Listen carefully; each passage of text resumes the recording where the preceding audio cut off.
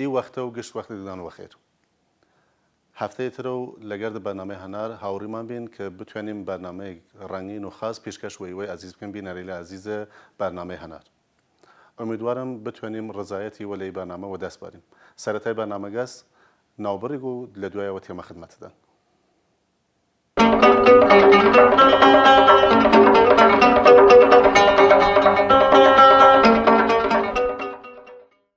خب بینەرێلی عزیز برنامه هنر. این هفته که هاتیم خدمتتان جور همیشه میوانه دیریم اجاره شاه خدمت کاک ابوبکر مدرسی جیگر سکرتیر گشتی کوملای شورشگر زحمتکش ایل کردستان ایران کاک ابو فرفر خوشاتی را برنامه هنر و منت نید سرمان و راسی که لی برنامه حاضر بینه زور سپاس بۆ تۆ زۆر پێم خۆشە کە لە بەرنامەکەدا لە خزمەتی ئێوە و لە ڕێگایەوە لە خزمەتی بینەرانی ئەو بەرنامەداین زۆر سپاس. کاک ابوبکری ما ایجاره برنامه ایجاره هنر هەوڵمانێسە کە شێوازە ئجراکردنەکەی جیاواز بود و لەسەر تەوەرێک سیاسی باس بکەیم ولی دەستپێک کە بەرنامەکە هەمیشە لەسەر خودە کەلەمەی هەنار و ناوە هەنار و میوەی هەنارە ئەگەر چشتی دیرێ ڕامان دوایەوە دەست و باسەکەمان بکەین. وەڵام لەو بارەوە زۆرم شت نەدەزانی بەر لە بەرنامەکە لە خۆتم پرسی کە وەچی تەسمیەی هەنار دەگەڵ بەرنامەکە چییە و ئەو تۆزیحی تۆدا تۆزیحی زۆر جوانە هەنار زۆر میوەیەکی تایبەت بە کوردستان و بە تەبیعەت و بە سروشتی کوردستانە ئەو قسەی تۆ منیوە بیر ئەو باغە هەنارانە خستەوە کە کاتی خۆی ئەمە هاتوچۆی هەولێرمان دەکرد بە هێرە و نازەنیندا داهاتم و لاماندا و تەمەشای ئەو باغی هەنارانەمان کرد هەنار بەڕاستی هەمدارەکەی زۆر جوانە هەم میوەکەی بخۆی زۆر خۆشە و هەم گوڵی هەنار کە دوای دەبێتە میوەکەی زۆر تایبەتە بە تایبەتی لە کوردستان وەسی تەسمیەیەکی زۆر باشە و ناوێکی زۆر باشە بۆ بەرنامەکەت هەڵبژاردەوە. هەوڵی مەش هێسە کە بتوانیم هەرجوور خودم میوەی هەنار برنامەیەک پێشکەش بکەم کە ڕزایەتە بینەرەی جەز بود. ئومیدوارم لەش یارمەتیمان بکەن و دەستان خۆش بوو. ئومیدوارم هەنارێکی باشی لێ دەربێ و بەرنامە. ئومیدوارم. کاک ئەبوبەکر مۆزوع باس ئەمڕۆی هەنارمان لەسەر وەز و بارودۆخە این ناوچەسە و کوردستان و عێراق و تایبەتی بەشە لە کوردستان کە هات دڵە گۆڕانکاری لێ کە دیری دروست بود. دووسرم ئیجووری دەست بە پێ بکەین کە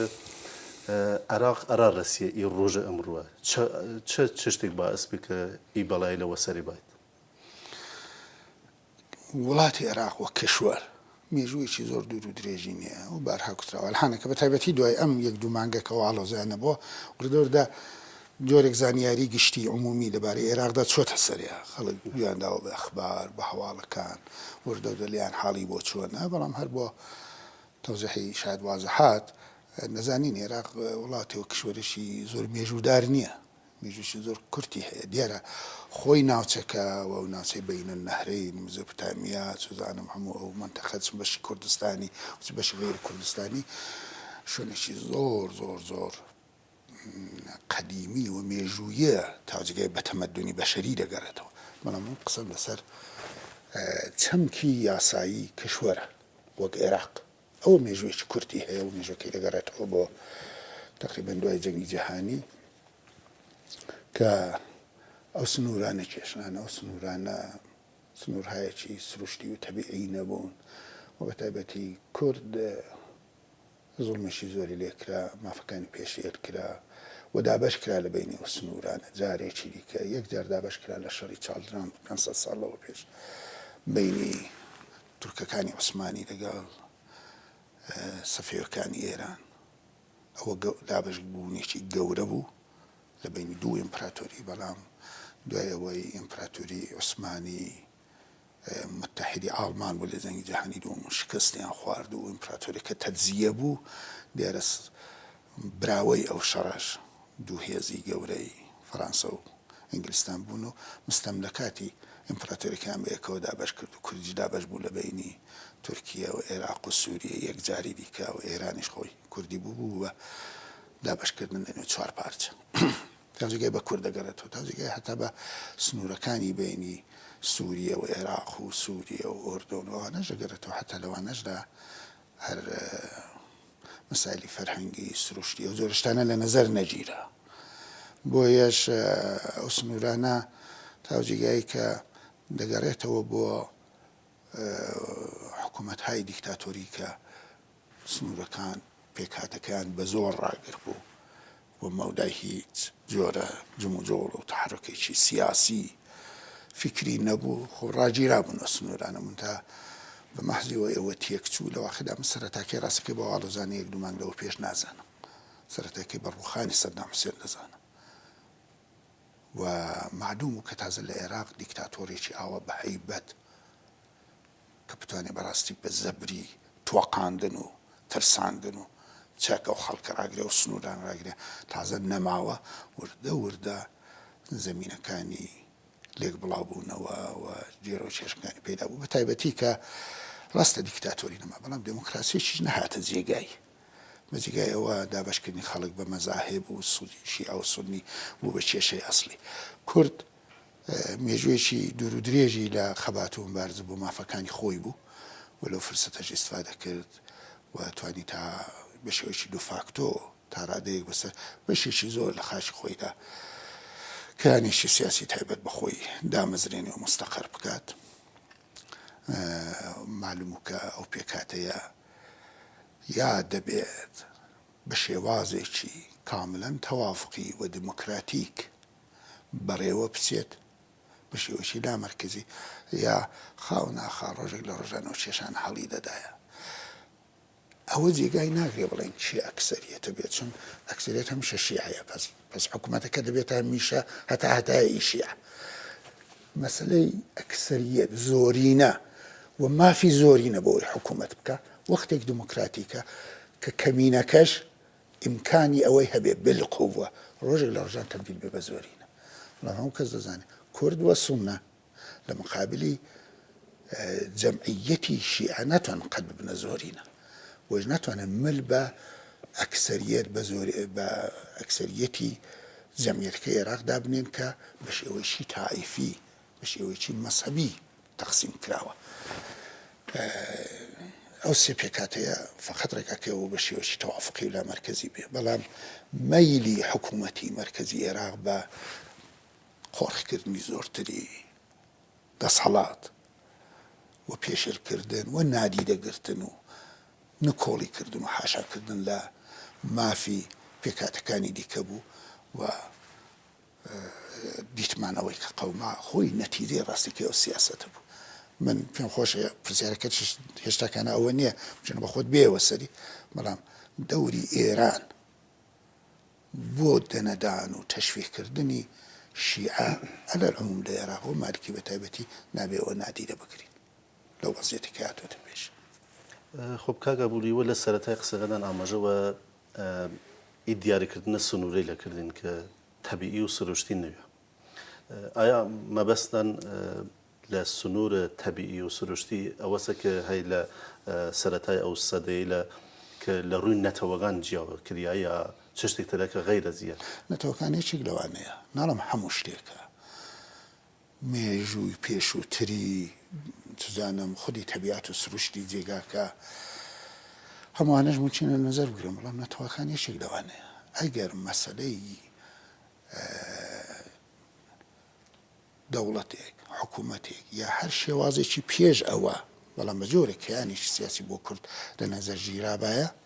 بەشێک لەو سنوورانە سروشتی دەبوونی تر ئەو جێر و چێشکی ئێستاکان هەیە نەدەبوو بەڵام ئەو فقط لە ڕووی دەنگدانەوەی مەنافعی ئەو دوو ئیمپراتۆریە و ئەو هەڵتانە و سنوورانە کێشان بنابراین هیچ شتێوەی فەرهەنگی ئتنیکی و حتا سروش بە معنای خاصی خۆی تەبیعەت لەوانەدا لە نەزەر نەگیرە بڵێ چۆمێک بکەنە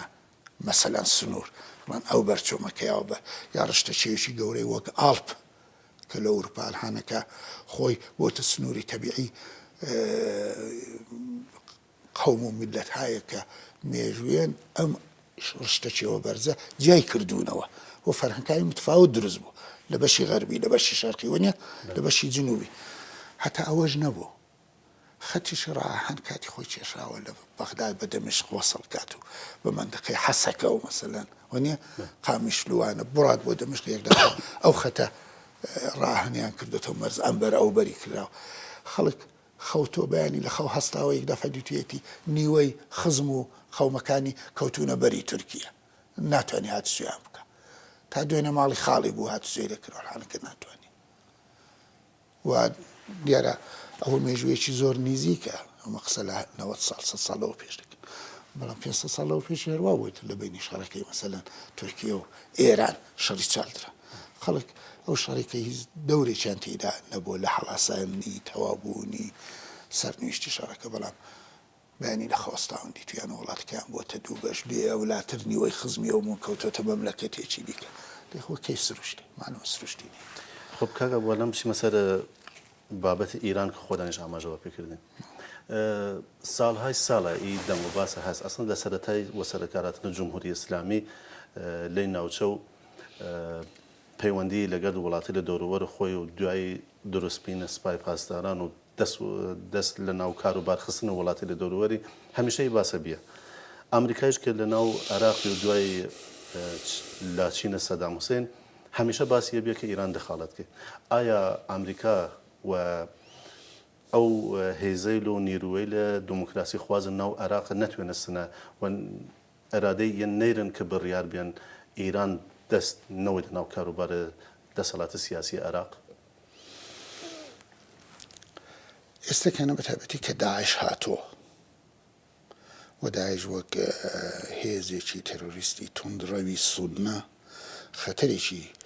هەیە هەم بۆ ئێران هەم بۆ حکوومەتی شیعی لە عێراق و هەم بۆ ئێران و هەم بۆ ئەمریکاش و بۆ مەنافعی جۆرێک هاوخانی دروست بۆ لە بەرژەوەندیەکاندا منتە بەر لەوەش کولەن من زۆر مطمئن نیم سیاسەتمەدارانی ئەمریکا زانی بیان پشتی هەموو ئەو ئاڵ و گۆڕانە لە عێراق چۆنی لێدەوە دەبێتە چی ئەوان ڕاستە زلهێزن و توانایەکی نظامی زۆریان هەیە و هاتن و عێراقیان لە زەرفی سێ هەفتە ئێژغاڵی نظامی کرد و سەدام حوسێنیشیان ڕووخاند و خۆیەوە بوو بەهۆی ئەلبەتە دەرفەتهایەکی زۆر گەورە تایبەتی بۆ کرد و بۆ زۆر وڵا خەڵکانی دیکەی نێوە عێراقە بتوان نەفەسێک بچێشن و لەژێر زەبری دیکتاتۆری بێنە دەر بەڵام لە هەمان کادا زۆر متوێنین کەوان شناختێکی زۆر دەقیقیان لەو منتەقە ببێت خودی عێراق دوای ئێران وابزانم تەنها وڵاتێکە ئەگەر ئیشتبانەکەم کاک فازل تەنها وڵاتێکە کە ئەکسەرێتی شیعی تێدایە معلوم بە وڵاتێکی ئاوە کە سنوورێکی دوور و درێژی هەیە لەگەڵ ئێران وەک حکوومەتێکی شیعی متعسب و زیدی سنی زۆر جود دەبن بەیەکەوە بەرژەوەندەکانیان مەنافعیان بۆیش زۆر جاران زۆر کەس لە ئەمریکا دەڵێ ئەم سیاسەتی ئەمریکا لە عێراق کە خرج و مخارجێکی جار زۆری بۆی بوو و عواقبێکی زۆر و خەڵکی لەسەر بەکوژدرا و هەموو ئەوانە بەڵام لە نهایەدا چوو بۆ ژیفانی ئێران تازەگەی بە قدرەتای منتەقەی دەگەڕێتەوە ئەلبەتە ئەوە کولەن لێکدانەوەی یا قەزاوتێکی ناقسە بە عەقیدەی من جێگای تحلیلیشی هەمەجان بۆ عەمیق ناگرێتەوە بەڵام واقعیەتێکی تێدایە ئاماژە بە واقعیەتێکی دەکە کە ئێران زۆری قازانج کردەوە بەڵام چون بە شێوەیەکی ناعەدڵانە بە شێوەیەکی ناحەق ئەو دەخالەتانەی کردو هەرهان کە بڕێک هەڵگەڕاوەتەوە بە دژی خۆی و ئەو جۆرە دەخالەتانەی ئێران هەم نیروهای محافەزەکاری سونە و هەم نیروهای توندڕەوی غیرە شیعی نیگەران کرد و لە نەهایەتدا ئیمکانێکی ئاوای فەراهم کرد بۆ داعش کە بێت و منتەقەکە بگرێت و ئەو شتێکە ئێران نەیدەویست بە هیچ وەجه ئێستاکانش نایهەوێت یعنی پارچە پارچ بوونی عێراق بکاتە تەقریبەن ئەمرێکی واقع خب ئی مەترسیە کە ئالان لەسەر عێراق هەست نێو دووشیم وە جوورێکیش ڕیشی ئیران گرێت چون هەی ئەو پێکهاتەیەکە لە ناو ئیران هەست ناهەمگونە یا لە یەک نیەچن بڕێک تەفاوتێل یا جیاوازیە لە هەم نەتەوەی هەم زوانی هەم مەزهەبی لە ناو ئیران هەست ئێشە بوودە مەترسیە گەڕا پاشە پاشە بینە ئیران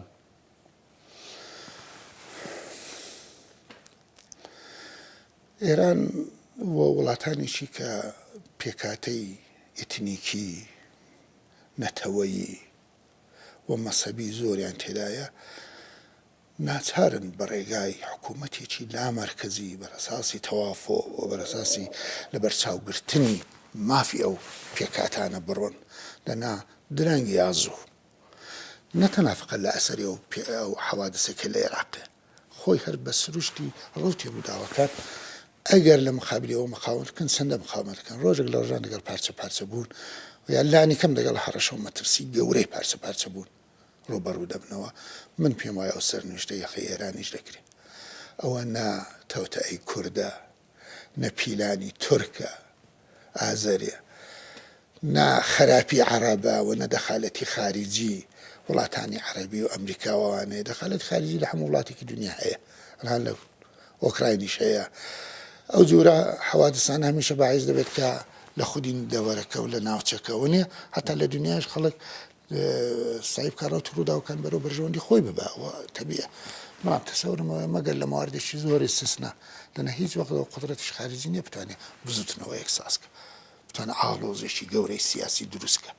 ئەوانە بەستێنی خۆی هەیە لە وڵاتانە سەرچاوەکانی خۆی هەیە بۆیە دروست دەبن کاک فازل هەڵانکە و جێرە و کێشەی ئەو سونا خەڵکی خارجی درستی کرد و کەس درستی نەکرد زودی بوو بەشی زۆری بەخاتر سیاسەتی غەڵەتی مالکی بە پشتیوانی ئێران بەشێکی بەخاتری مەسالی حەل نەشودەی پێش ئەوانە دروست بوو لە ئێرانی شەر وایە بەڵێ لە ئێران پێم وایە هەم تا تاسیری حادسێکە لە عێراق بووە و هەم بەخاتری خودی پێکاتی کۆمەڵگای ئێران ئەگەر ئێران نەچێت بەرەو تبدیل بوون بە وڵاتێکی واقعا دموکراتی لا مەرکەزی و بەرەساسی تەوافق و لە بەرچاوکردنی ئەو نەتەوانێکە تێدایە بەرەو مەترسی پارچە بوون دەچێت کاکە بوویمە بەرنامەکەمان دوو بەشە موافقین بچیم ناوبڕی وەگەدێتەوە گەلوی تازە بکەین شەربەت هەنا نێریم وەلی زۆر سپاس حتما بینەرەی عەزیزمان ناوبڕی وەگەردێکەوە دوایەوە تێمە خدمەتتان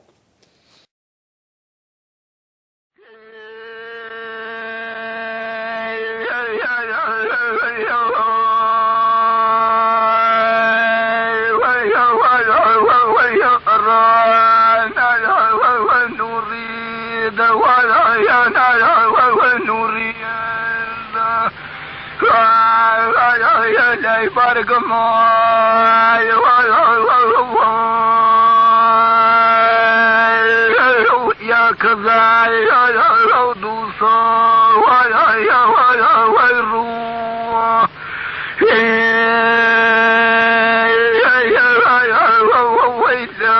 يا جارة وقماي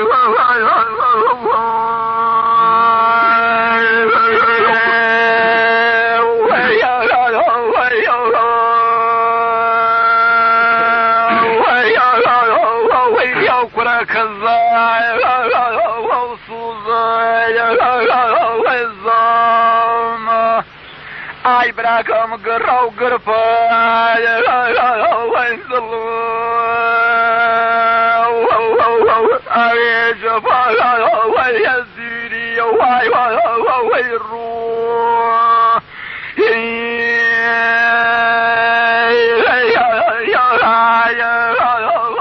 يا دوا صادر مان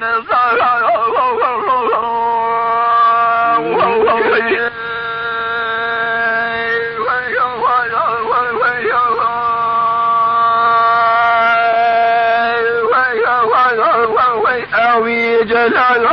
وهجران وعزيز وخلا وكام ولا براد وستر ما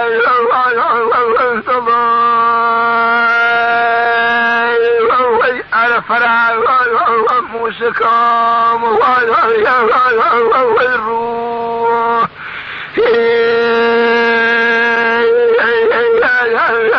يا بات ما يسرى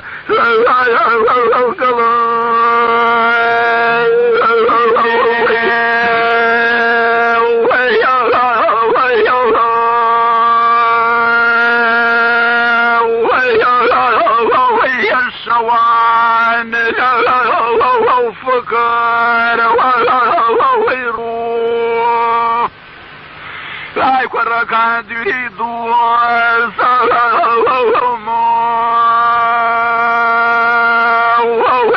زقان وقل الداس ويروح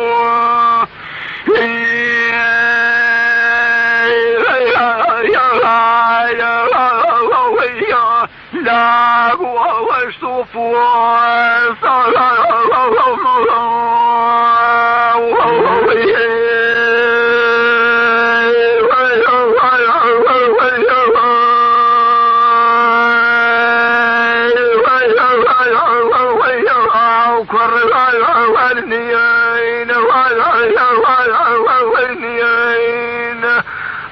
إدراك أم جسد الضلاش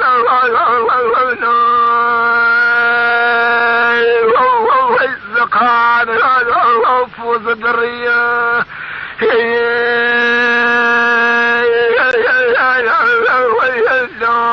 وسعاد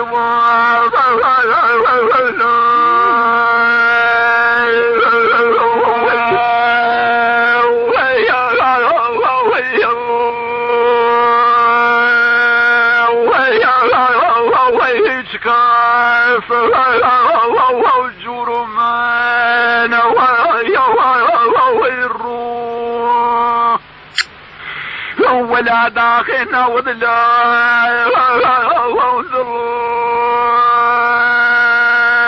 وإثنى شهد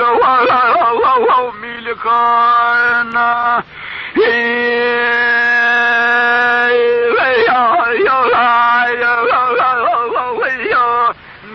من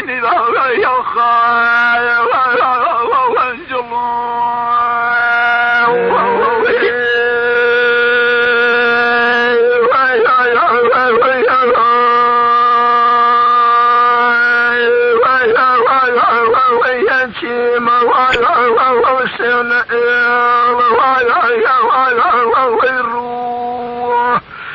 ولا إرباك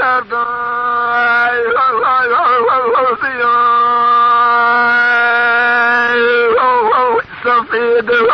واسكديم وإبرا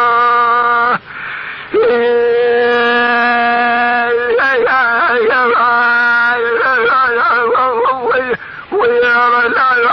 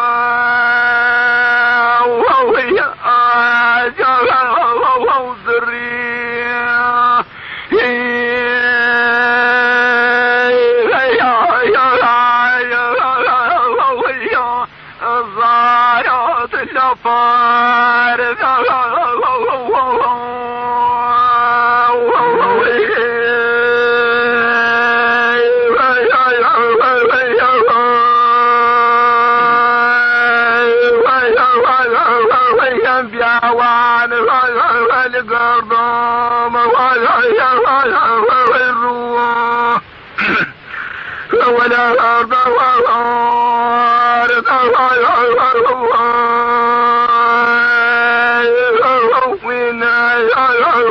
وكان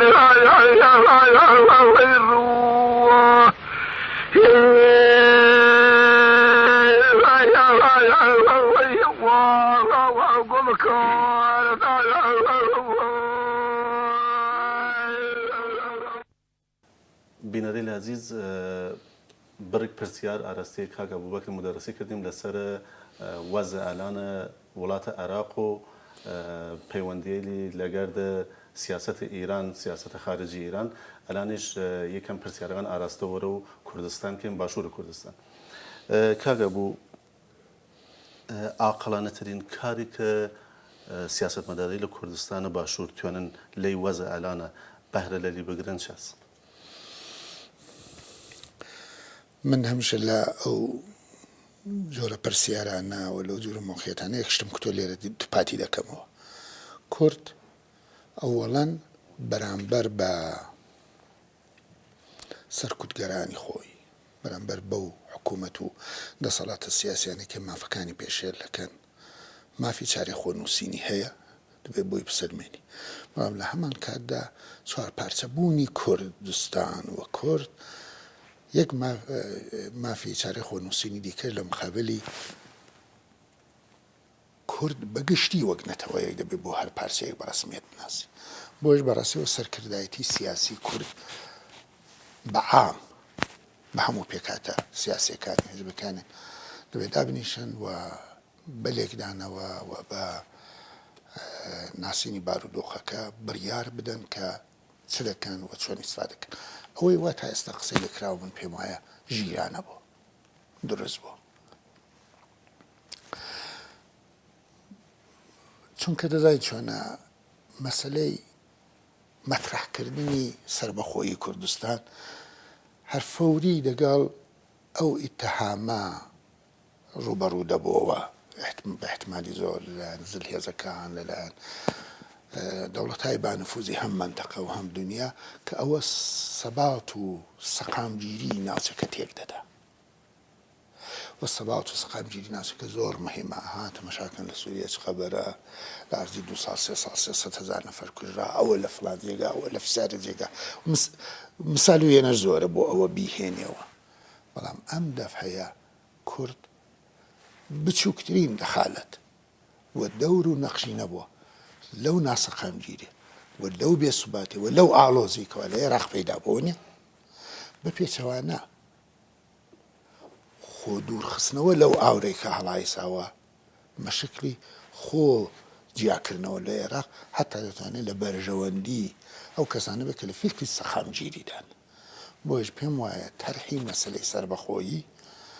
لەم هەلومەرجە لەم قۆناغدا زۆر ژیرانەیە، دروستە. و ئەندازێ من دیتەوە حیزبە ئەسڵیەکانی کوردستانی باشوور و خەڵکی دیکە، خەڵکی ڕووناکبیر و سیاسی و تێگەیشتوی تقریبان ئیجماعیشیان لەو بارەوە هەیە. خۆی ئەو پرۆسە لەباری عەمەلیەوە بە چ ڕەوتە و ڕەوەندێکدا دەبێ بڕات، لە چ قۆناغایەک ڕەت بێ، بۆ مەسەلەیشی خۆیانە. تەمەن هەم لە مواردی دیکەدا کۆسۆڤۆ چزانوانێ زۆر مەسالی ئاوا هەیە. خۆی مەترحکردنی مەسەلەی سەربەخۆیی لەگەڵ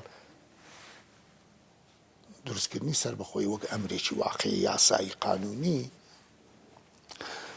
لە پرۆسەیەکدا تێی دەبێت، لە یەکسری قۆناغدا تێی دەبێت. لە کوردستانیش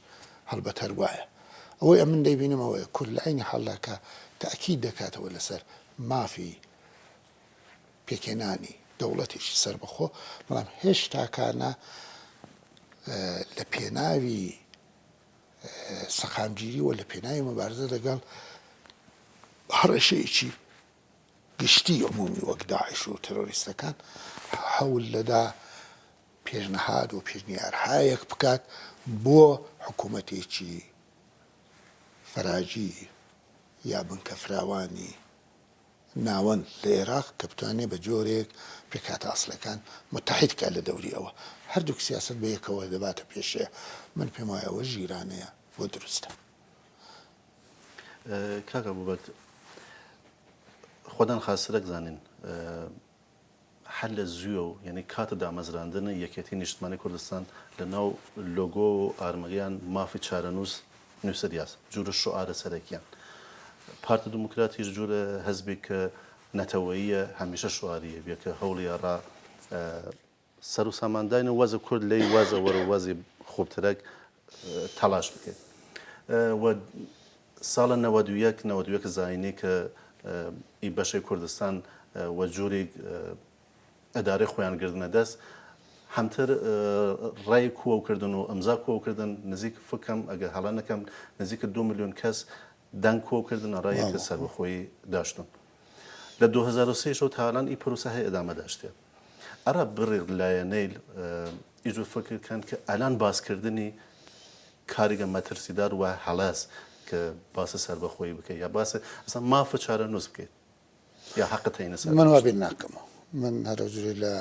وەڵامی پرسیارەکەی پێشووی خۆشەدا باسم کرد، پێم وایە مەترەحکردنی و حتا هەنگاو بۆ هەڵگرتنی دیارە لە بەرچاوکردنی هەموو ئەو شتانەکە تۆ دەبێ سمپاتی خەڵکەکەی خۆت لە دەرەجەوە ئەفکاری عمومی ڕایگشتی دنیا و حتا تا حدودێک دامەزراوەکانی نێونەتەوەیش بەرەو خۆت جەلب بکەی. مثلا حتا بیر لەوە بکەیەوە کە بزانی دەبێ هەنگاوەکانە تا ئەو جێگای ممکن بێ دەگەڵ یاسای نیە و دەوڵەتەکان مەسەلەن بێتەوە بە پشتیوانی و پاڵپشتی ئەوان بێت بێ هەروا دەکەن. ئەمن پێم ئەسڵەن زیادە ڕەوی نییە، پێشم مەترسیدار نییە. بەڵام هەرە جوورێکە باسم کرد بۆت لە هەمان کادا ئەوان هێشتاکانە دەور و نەقشێکی سازنده و مثبەتێکی کە کورد دەتوانێت بیبێت حتا لەو وەزە ئاشوفتە و هەرج و مەرجەی کە ئێستاکانە و ئاڵۆزەی کە ئێستاکانە لێرا بوو خۆ لەوەش پاشگەز نەبوونەوە لە گفتوگۆکانیان لەگەڵ ئەمریکا وەنیان لەو دانوستانانەی کە دەیکەن لەگەڵ خودی وڵاتانی دیکەی ناوچەکە لە هەمووی ئەوانە کورد هێشتاکانە خۆی بێوەزیفە نەکردو لەوەی کە یارمەتی بدات بە ئەوەی کە حکوومەتی عێراق بتوانێ مەبارزە بکە و بەری دەسەڵاتی زۆرتری داعش و وەنیە ئەوانە بگرێت چونەوان بەڕاستی خەتەرێکی گەورەن ممکنە ئێستاکانە ڕووی تفەنگەکان بەرەوە تۆ نەبێ وەنیە بەڵامدا هەر ڕووی تفەنگەکانیان بەرەو هەموو کەس دەگرن هەموو کەسێکی کە بە زۆری زۆرەکان دموکراتیکە عیلمانیە و ناسێتە ژێرباری ئەوانە. بەڵام قسەکە لەسەرەوەیە بەڕاستی لە جوابی ئەو کەسانە کە پێیان وایە مەسەلەی سەربەخۆیی زۆر لەم مەسەلەی سەربەخۆیی بەر لە هەموو کەس مالکی لە هەموو کەس زۆرتر فروژاندوێتی. مالکی عەرەب مەسەلەی سەربەخۆیی کوردی لە هەموو کەس زۆرتر فروژاندوە. کورد نەتەوەیە کە ئەنفال کراوە 180,000 نزیک بە 200,000 نەفەری لێ قەتڵ عام کراوە، جێنۆساید کراوە، ئەو هەموو زوڵمەی لێ کراوە. لە وڵاتانی دیکە و لە نێو لەسەر مەسەلەی نەتەوەکانی دیکە دوای 89 ساڵی شێشتاکانە خەسارەت وەردەگرن بۆ ئەو ئەوە دێ بودجەی حکوومەتەکان لێ قەتا دەکەن، موچەکانیان لێ قەتا دەکەن. کورد بەو مێژوویە وەنیە بۆ هەموو زوڵمە زۆرێکی لە عێراق لێیچوو ڕەنشیاوی ئەوەیە بێ بودجەشی لێ قەتەکەی، موچەی کارمەندانی لێ قەتەکەی، هەڕەشە و گۆڕەشەی دووبارە هێشکردنەوە سەری لێ زیندووکەیەوە. یعنی وەرزێکیش کەسی ئەو خۆی هەوڵدەدا ڕێیەکە جیایەوە بکێت. بەڵێ عەمەلەن ئەو ئیمکانی ئەوە ناهێڵێتەوە جا مەگەر واقعان لا بچێت دیوەیەکی دیکە بێت و خەڵکانێکی دیکە کە بتوانن متمانەیە ڕادەیەک متمانەی پێکاتەکانی دیکە جەلب بکەن ڕۆتی ڕووداوەکان بگۆڕن. بەڵام ئەوەی دەیبینی من و تۆەوە پێم وایە زۆر کەسی دیکە وێ ناچێ زەرفیەتیشی ئاوا لە خۆیان نیشان بدەن کولەن سەرچاوەکانی ئەسلی دەسەڵات لە عێراق کە بتوانن ئەو کارە بکەن. ئەوە بۆیش عەمەلەن خۆی کوردستانی خستۆتە دەرەوەی ئەو بازنەی حکوومەتی ناوەندوانە و بەو بایکۆتی وەزیرانی کوردیش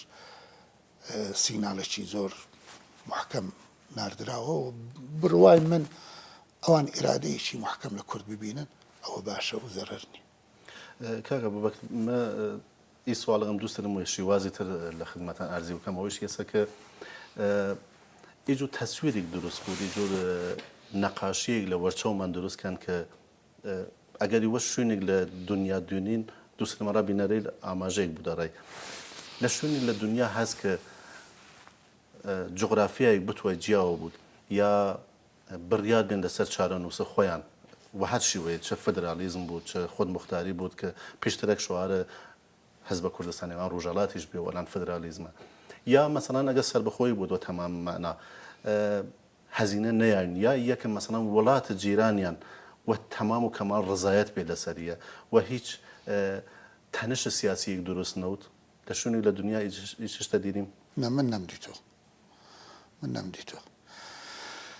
ئێستاکانە دوو وڵاتی دیاریکەر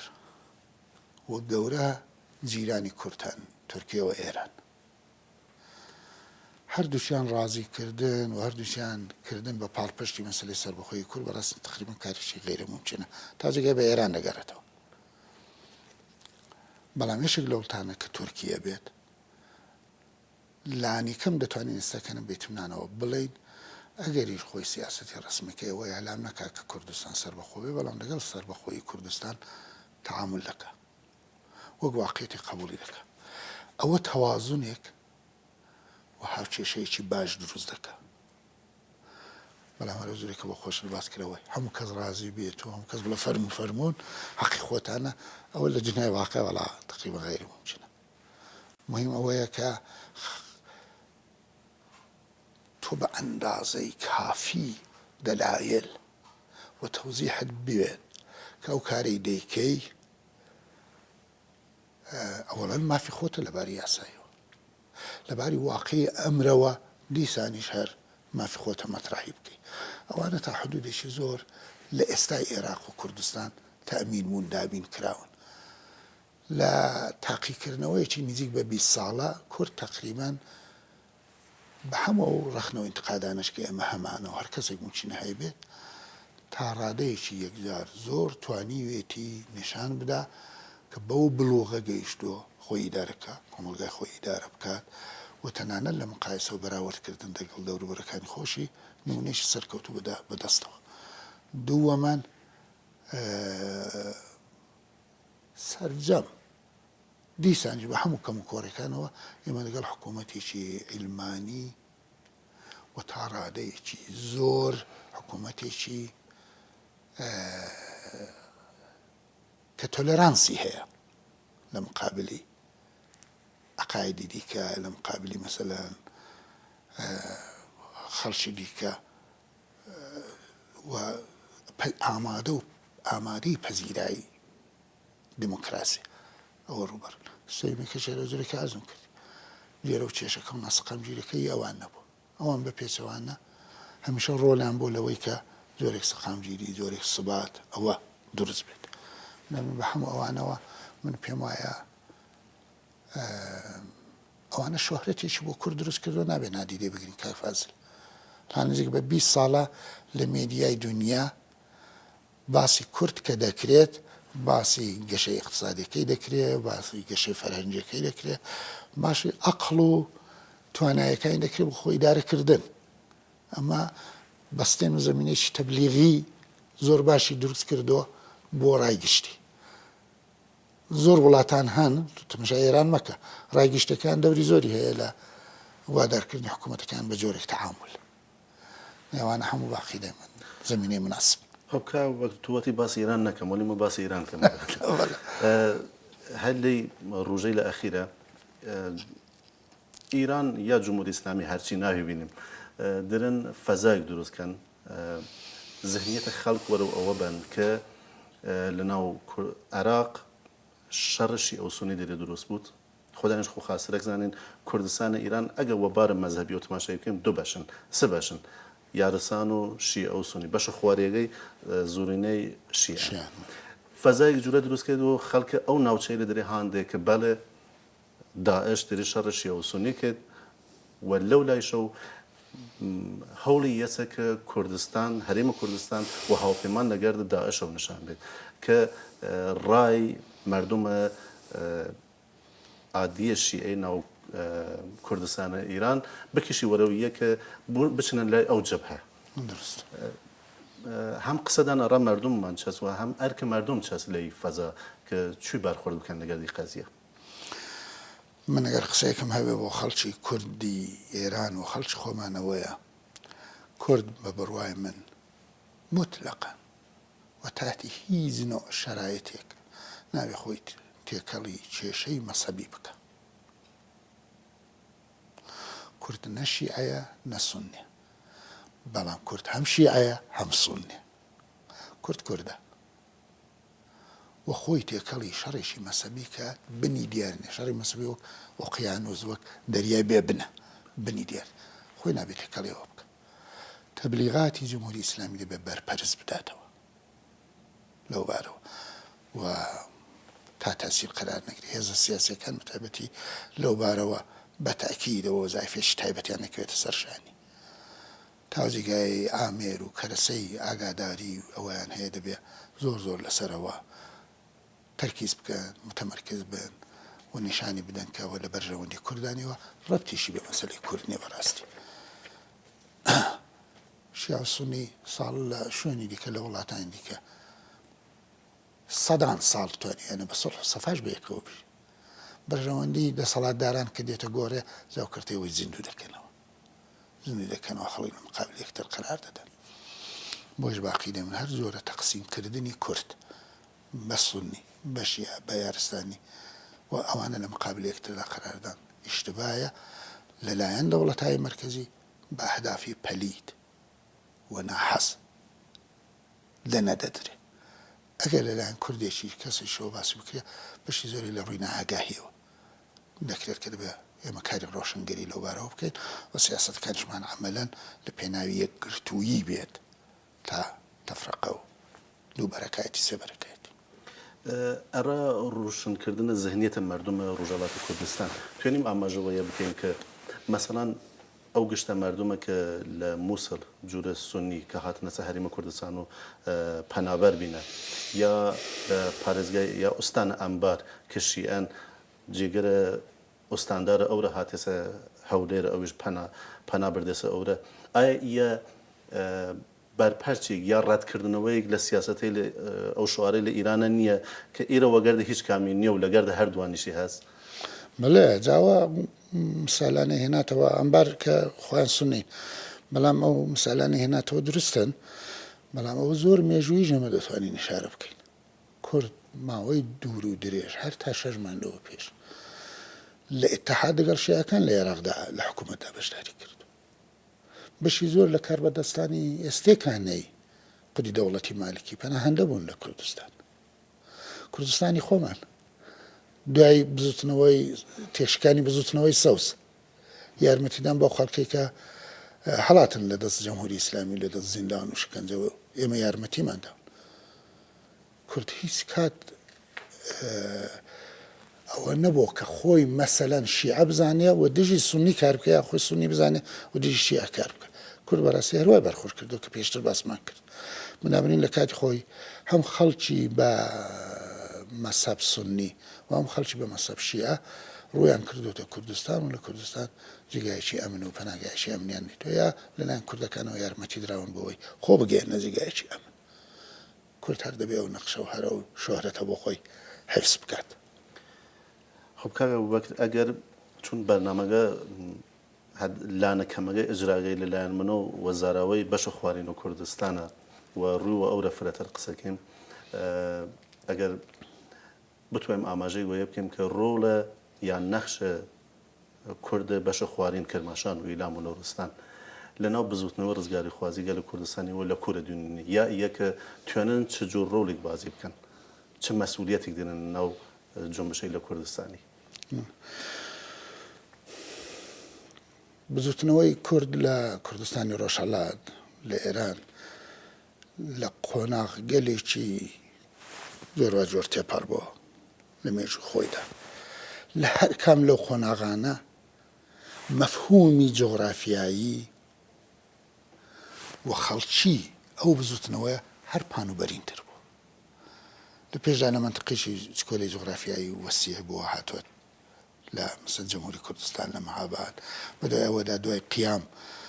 بەشێکی زۆر لە منتقی باباون و سنەوە نییە ئەوانە ملحق بوون بەڵام لە هەمان کاتدا دەزانین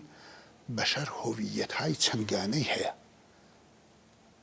و دەتوانێت بۆ قۆناغێک تا تاسیری یەشێک لە هۆویەتانەی بێ یەشێک دەتوانێت زۆرتر خۆی ڕاستەکەی بە ڕەگەزی جنسیەکەی تعریف بکە بڵای من ژنم و هەموو زەهنی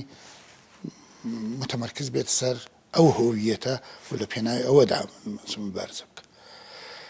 بەشەر هۆویەتی مەسەبی هەیە هۆویەتی نەتەوەیشی هەیە هیچ کام لە هۆویەتانە پێویست ناکە حاشای لێ بکرێ ئینکار بکرێ من قسەکەم بۆ خەڵکی کوردی کوردستانی خوار و کە بە مەسەب شیعەن بەڵام کوردن ئەوەیە هۆویەتی مەسەبی خۆیان دەتوانێت بمێنێ دەبێت لەلایەن بەقیەی خەڵکی کوردەوە ڕێزی لێ بگیرێ احترامی لێ بگیرێ بەڵام لە هەمان کاتدا ئێمە هەموو کوردین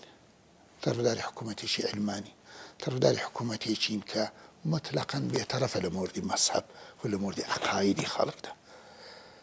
و ئەوە شاڕێی ڕۆیشتن بەرەو گەشەکردنە لە باری ئابووریەوە لە باری فەرهەنگیەوە لە باری دموکراسیەوە حکوومەتێکی علمانی کە فەزایەک دروست دەکا خەڵک بە هەر مەسەبێک بە هەر جنسێک بە هەر ڕەگەزێک بتوانن لە تەبایی و لە هەماهەنگی لەگەڵ خەڵکی دیکەدا بژین بڕوای من سەرنوشتی ئایندەی بەشەری لەو ڕێگایەوە دەڕات ئەوەی ئەحان کە دەیبینین قۆناغایشی موقەتە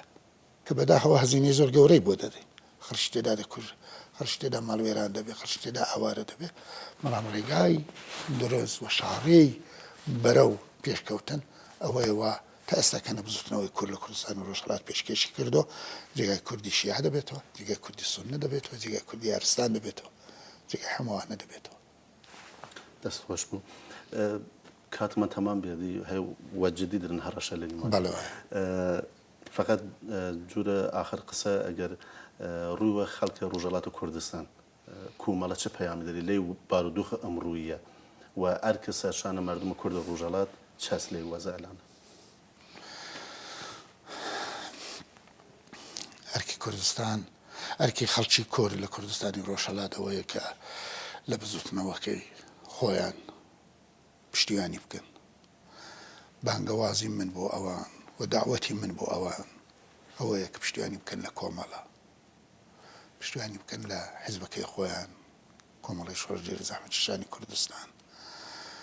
بەڕێخستنە نهێنیەکانی و بەژاریکردنەوە بە پشتیوانیکردن لە هێزی پێشمەرگەی بە هاتنی بۆ پێشمەرگایەتی بە بەشداریکردن لە بزوتنەوە کۆمەڵایەتیەکانی نێو کوردستان کە دابوونەری تێشی زۆر زۆر زۆر زۆر بە ئەرزشە هەر لە ژینگەوە بگرات تا پشتیوانی لە ئازادی و یەکسانی بینی ژن و پیا و خەڵکی کورد لە شارە چکۆلەکانی لە شارە گەورەکانی نمونەی زۆر باشەمەوانە بەدەستاوە ئێمە دەبێ ئەو ڕێگای ئیدامە بدەین ئێمە لە هەمان کاتدا کە لە بزوتنەوەیکی گەورە خۆمان دەبینینەوە کە داوای مافی فێدرالی دەکا بۆ کورد وەدافعی مافی نەتەوایەتی دەکات بەڵام لە هەمان کاتدا مەسەلەی یەکسانی ژن و پیاومان زۆر بۆ مهمە مەسەلەی ژینگە پارێزیمان بۆ مهمە مەسئلەی پاراستنی ماف و بەرژەوەندەکانی منداڵانمان بۆ مهمە گەشەی فەرهەنگیمان بۆ مهمە چەندە ڕەهەندین ئێمە فرە ڕەهەندە بزوتنەوەکە ئێمە و هەر کەس دەبێ بتوانێت زەرفیەت و توانایی بەشداری لە یەکێک لەوانەدا ببینێتەوە من بە هەمان ئەندازەکە یەکێک دێر بۆ پێشمەرگایەتی کۆمەڵە ڕێزی بۆ دادەنێم بە هەمان ئەندازە یەکێکیش لە یەکێک لەو بزوتنەوانەدا بەشداری دەکا بە جزئی هەر ئەو تیمەی دەزانم بە جزئی هەر ئەو کاروانەی دەزانم کە ئەو بزوتنەوەی بەگشتی لە بەنە پێش دەست خۆش بوو فرسلە مەمنون کە بەشداری کردین لەی بەرنامەوە دڵنیام کە بەرنامەکە دەوڵەمەندتر و بی و جیاوازی خست لەگەر بەرنامەی دەترێک هەرچەند هەر بەرنامەی گەڕاخۆی شوێنە ڕێز و ئەحترام دەرێت زۆر سپاس بۆ ئێوە بۆ ئەو دەرفەتە زۆرم پێخۆش بوو لەو بەرنامەدا ڕۆژێک بەشداری بکەوە داوەتی جەنابتان زۆر سپاس بینەری لە عزیز کوتاییە بەرنامەگەس و چاوەڕیمان بین تا هەفتەی بانان و بەرنامەی ترێک